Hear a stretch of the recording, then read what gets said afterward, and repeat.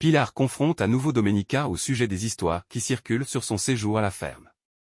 Domenica explique à Pilar et Nicolas qu'elle a été victime de malentendus et qu'elle a traversé des situations qui ont échappé à son contrôle.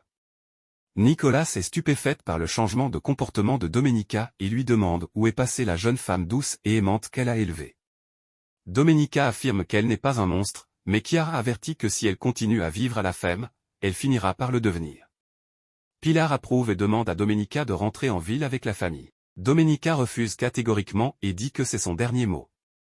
À la ferme abandonnée, Mercedes arrive et remet à Pedro son poncho. Diana lui apporte ensuite un plateau avec un gâteau d'anniversaire, lui précisant qu'il s'agit d'une des meilleures recettes de Mercedes. Pedro est touché et avoue n'avoir jamais reçu de gâteau d'anniversaire de sa vie. Mercedes lui demande si sa mère ne lui en a jamais offert. Pedro confie alors qu'il a été abandonné par sa mère dans une plantation de tomates, laissant Mercedes et Diana profondément émus. Mercedes lui assure qu'il sera toujours le bienvenu dans sa ferme. Pedro propose de partager le gâteau à Espelho da Lua avec Mercedes et Diana, et suggère d'inviter Nieve. Mercedes l'encourage à appeler des amis pour fêter ça ensemble. À la ferme, Nicolas prépare le déjeuner et Nieve lui demande si sa cuisine ne lui convient pas. Nicolas explique qu'elle prépare le plat préféré de Domenica pour lui redonner le sourire. Nieve propose d'apprendre à cuisiner les plats que Domenica aime. Nicolas accepte et précise que Nieve, Pilar et Chiara ne resteront pas éternellement à ferme. Nieve s'interroge, et Nicolas lui rappelle de ne pas questionner les décisions de ses patrons. Nicolas lui demande ensuite si les histoires qu'elle lui a racontées sur Domenica sont vraies. Nieve confirme que certaines le sont, évoquant notamment les tensions avec le voisin de la ferme Espelho da Lua. Nicolas est curieuse, et Nieve précise qu'elle ne le connaît pas personnellement, mais qu'on dit que c'est un bel homme et quelqu'un de bien. Luis Fernando travaille avec Bartolo et Prudencio à la construction d'une nouvelle clôture à Espelho da Lua. Il invite Prudencio à se reposer après cet effort épuisant. Bartolo refuse lui aussi de s'arrêter, ne voulant pas paraître inutile aux yeux de son patron. Luis Fernando apprend par Rosina que Bartolo a eu un accident avec une mule et souffre de la jambe. Bartolo reconnaît que faute de médecin dans le village, il a dû consulter un guérisseur. Luis Fernando lui révèle alors qu'il est médecin et lui propose de l'emmener en ville pour passer des radios. Bartolo refuse d'abord toute aide gratuite, mais finit par accepter quand Luis Fernando lui dit qu'il agit par égard pour sa famille. Pedro entre dans la cuisine de la ferme abandonnée, tout souriant. Il annonce à Nieve qu'un gâteau d'anniversaire l'attend à Espelho da Lua et qu'il peut inviter des amis. Il lui demande d'être présente. Nieve montre de la jalousie à propos d'Adélaïde, mais Pedro lui assure que cette dernière n'a rien à voir avec la fête. Nieve décline l'invitation. À cheval dans les champs de sa ferme, Domenica croise Prudencio qui lui dit qu'elle ressemble trait pour trait à sa défunte mère. Il se présente comme contremaître d'Espelho da Lua. Domenica l'accuse d'avoir tiré près de sa ferme, mais Prudencio affirme ne jamais utiliser d'arme à feu. Il lui conseille de vérifier les sources de ce qu'elle croit. Domenica lui annonce qu'elle rassemble des preuves pour attaquer Luis Fernando en justice. Prudencio lui répond que le temps dira qui a raison dans l'affaire de la lagune, et espère qu'elle sera aussi juste que son défunt père l'était. Domenica est ébranlée par ces mots. De retour à la ferme, elle dit à Gennaro qu'elle a rencontré Prudencio et que le contremaître voisin ne l'a pas accueilli à coups de feu. Gennaro tente de discréditer Prudencio, affirmant qu'il est de mèche avec Luis Fernando. Domenica n'est pas convaincue. Elle ordonne ensuite à Gennaro de lui remettre toutes les comptabilités de la ferme depuis son arrivée. Gennaro accepte, visiblement inquiet. Chiara surgit et suggère à Domenica de renvoyer Gennaro. Domenica refuse, estimant qu'il fait bien son travail et lui obéit aveuglément. Chiara s'étonne de ce changement dans les critères de Domenica pour choisir ses employés. Domenica lui répond sèchement et lui suggère de rentrer en ville. Chiara dit qu'elle n'a pas voulu l'agresser. Domenica rétorque qu'elle n'est chez elle et n'a à tolérer personne. À Espelho da Lua, Prudencio remet un cadeau à Mercedes, qui s'en réjouit. Mercedes lui annonce qu'elle veut organiser une fête d'anniversaire pour Pedro. Prudencio est surpris et semble mal à l'aise, bien qu'il accepte d'aider. Pendant ce temps, Gennaro confie à Roque que Domenica lui a réclamé les comptes et qu'elle risque de découvrir leur malversation. Chiara surprend leur conversation et interroge Gennaro sur ses plans. Domenica entre dans la cuisine et observe Nicolas cuisiner. Nicolas lui dit qu'elle prépare son plat préféré. Domenica répond affectueusement que ses petits soins ne la feront pas changer d'avis. Nicolas lui propose de continuer à s'occuper d'elle ici ou ailleurs. Domenica s'émeut et se laisse enlacer par Nicolas, la remerciant de l'aimer. Gennaro dit à Chiara qu'il supporte mal les manières de Domenica. Chiara lui propose alors une alliance pour éloigner Domenica de la ferme. Gennaro accepte. Lors de la fête d'anniversaire de Pedro, Mercedes lui présente la décoration et les invités. Pedro est submergé par l'émotion devant tant d'attention. Il décide que cette date sera désormais son anniversaire officiel. Luis Fernando remarque le malaise de Prudencio et lui demande si quelque chose ne va pas. Prudencio détourne la conversation. À table, Nicolas sert le déjeuner pour Domenica et Pilar. Pilar demande à Domenica de ne pas s'inquiéter pour Chiara.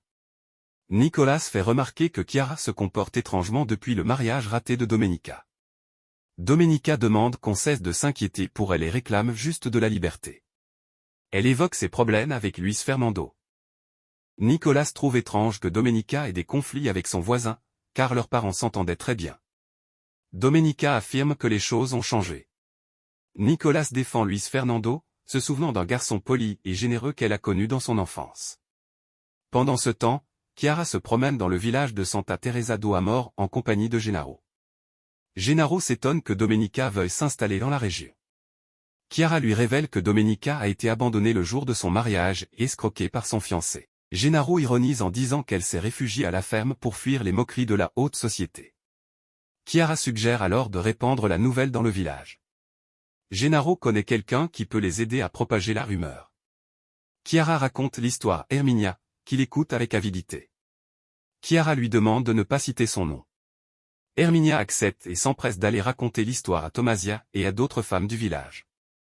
Tomasia, dont la famille a été lésée par Domenica, est particulièrement virulente.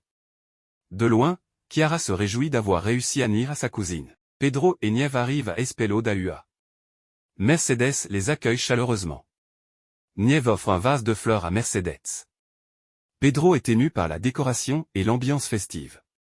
Il promet de fêter cet anniversaire chaque année à cette date. Luis Fernando remarque la gêne persistante de Prudencio et s'interroge. Domenica arrive à cheval à l'entrée d'Espelho da Ua et interrompt involontairement la fête. Luis Fernando sort à sa rencontre. Domenica propose de revenir un autre jour. Luis Fernando insiste pour lui parler en privé. Mercedes demande que la fête continue. Domenica dit à Luis Fernando que Prudencio lui a appris que leurs parents avaient de bonnes relations. Luis Fernando espère qu'elle le croit. Domenica reconnaît qu'ils ont mal commencé et lui présente ses excuses. Elle explique qu'elle n'est pas arrivée à la ferme dans les meilleures conditions. Luis Fernando dit qu'il comprend, puis lui révèle qu'il a fait des recherches sur elle sur Internet et qu'il est au courant de son abandon à l'hôtel. Domenica, humiliée et hors d'elle, lui gifle le visage en lui reprochant d'avoir fouillé dans sa vie privée. En quittant les lieux, Domenica entend Tomasia raconter son histoire à Prudencio. Effondrée de voir sa vie étalée devant les employés de Luis Fernando, elle explose et révèle elle-même devant tous les invités qu'elle a été abandonnée par Max le jour du mariage, avant de repartir au galop. Luis Fernando tente de se justifier. Nieve est stupéfaite d'apprendre la souffrance de Domenica. Tomasia affirme qu'elle récolte ce qu'elle a semé. Mercedes défend Domenica.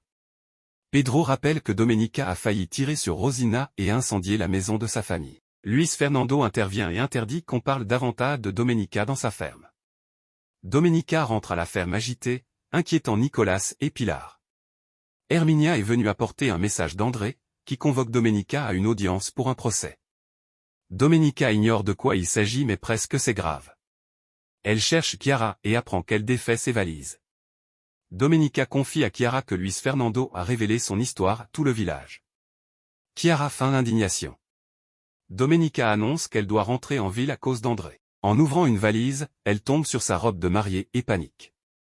De retour à la ferme, Nieve demande à Pedro pourquoi il est si silencieux. Il déplore que sa première fête d'anniversaire ait été gâchée par Domenica. Nieve l'encourage à ne pas y penser. Elle lui confie qu'elle est contente de le voir porter la chemise qu'elle lui avait offerte à Noël par l'intermédiaire de Gennaro. Pedro dit que s'il avait su, il aurait remercié Nieve directement. Nieve lui dit qu'elle se soucie seulement de son bonheur et qu'elle l'aime profondément, même quand ils se disputent. Elle l'embrasse, le laissant surpris. Mercedes dit à Luis Fernando qu'elle a perçu la tristesse de Pedro malgré ses efforts pour la cacher. Luis Fernando s'excuse d'avoir contribué à gâcher la fête. Mercedes lui dit qu'il n'y est pour rien et que c'est Herminia qui a semé le trouble avec ses ragots. Luis Fernando reconnaît que Domenica a tout mal interprété et qu'il voulait juste mieux la connaître. Mercedes lui rappelle que Domenica n'est pas la première ni la dernière à avoir été abandonnée, et que Luis Fernando lui-même a traversé des épreuves bien plus dures sans se comporter ainsi. Luis Fernando répond que la douleur révèle le pire en chacun, mais que l'idéal est de ne pas faire le mal. Domenica jette ses valises dans un feu de camp, affolant Pilar, Nicolas et Chiara. Elle y jette également sa robe de mariée. Nicolas accuse Chiara d'avoir intentionnellement placé la robe dans les bagages pour blesser Domenica. Chiara n'y avoir voulu lui faire du mal. Domenica fond en larmes et supplie sa famille de la laisser seule. Mercedes offre à Luis Fernando des petits vêtements tricotés pour son futur fils.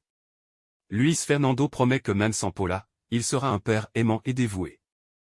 Sur la route, Chiara conduit en compagnie de Domenica. Domenica demande à Chiara si elle va bien. Chiara s'étonne de partir de la ferme en pleine nuit. Domenica lui explique que Gennaro lui a conseillé d'éviter les embouteillages. Chiara lui demande ce que contiennent les documents renvoyés par André. Domenica lui révèle que ses comptes risquent d'être gelés, sous prétexte qu'elle aurait détourné de l'argent pour l'offrir à Max. Chiara s'inquiète de savoir si leur famille se retrouvera sans ressources.